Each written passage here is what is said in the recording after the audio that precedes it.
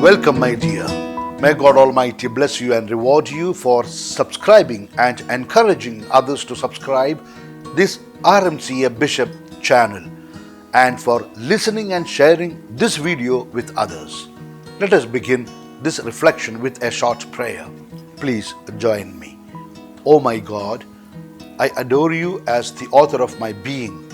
I desire you as my end. I praise you as my perpetual benefactor. I invoke you as my sovereign protector.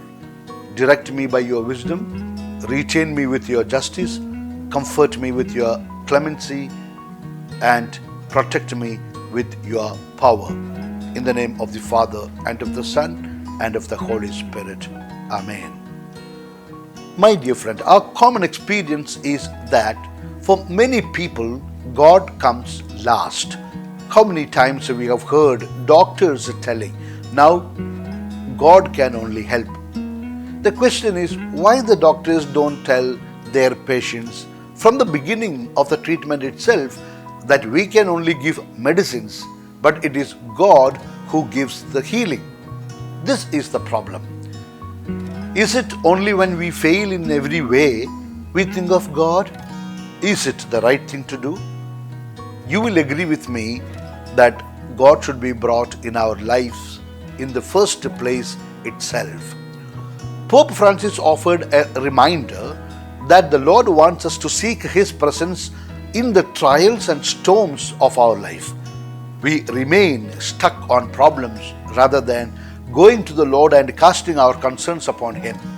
Let us ask for the grace of faith that never tires of seeking the Lord, of knocking at the door of His heart. The Pope reflected on the Gospel account of the disciples caught in a storm at sea, and Jesus slept on their boat. Filled with fear, the disciples cried out to the Lord, "Lord, do you not care if we perish?"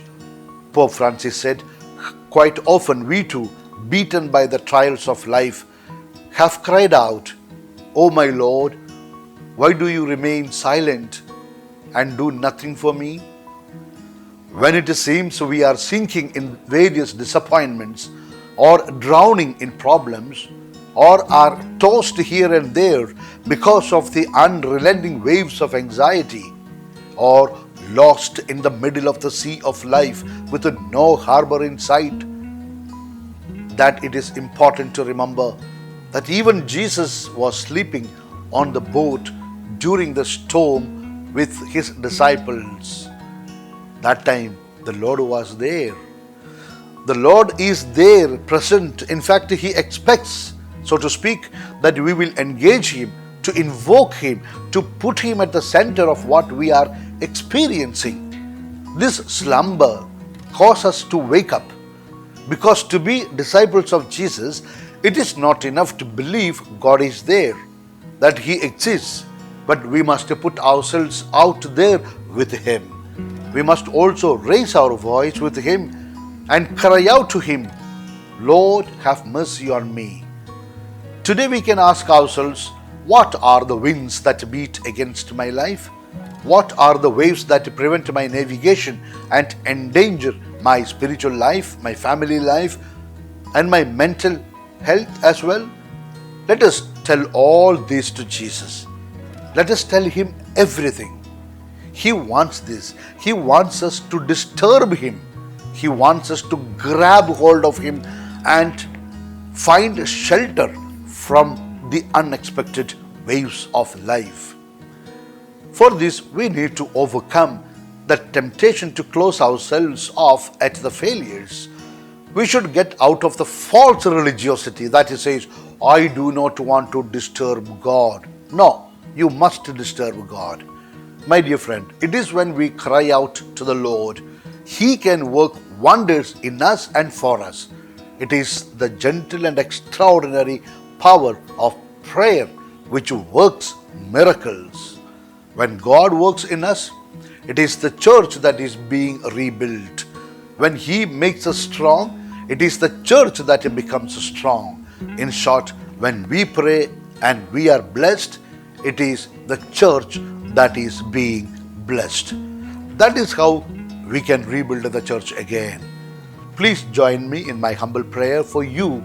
Let us pray. Eternal Father, grant your child, this listener, the humility to be obedient to your commandments, the courage to be a witness of your Son Jesus, and the desire to bear the fruits of the Holy Spirit. Lord Jesus, bless your child to be faithful to the church and give courage to defend the church effectively. O Holy Spirit, kindle in this your child the fire of faith in one Creator God, in one Savior Jesus, in one holy Catholic and Apostolic Church, and in universal brotherhood. Let your child, this listener, be blessed and be protected from all evil with the intercession of Mary and Joseph. Amen. Now, my dear, I give you my apostolic blessing. May Almighty God bless you in the name of the Father, and of the Son, and of the Holy Spirit. It is good to listen to these talks every day, one in the morning and another in the evening. God will bless you because it is like an ongoing character faith formation in the form of a short retreat. Wish you all the good things in life. Yours in the mission of the church, Bishop Franco Mullakel.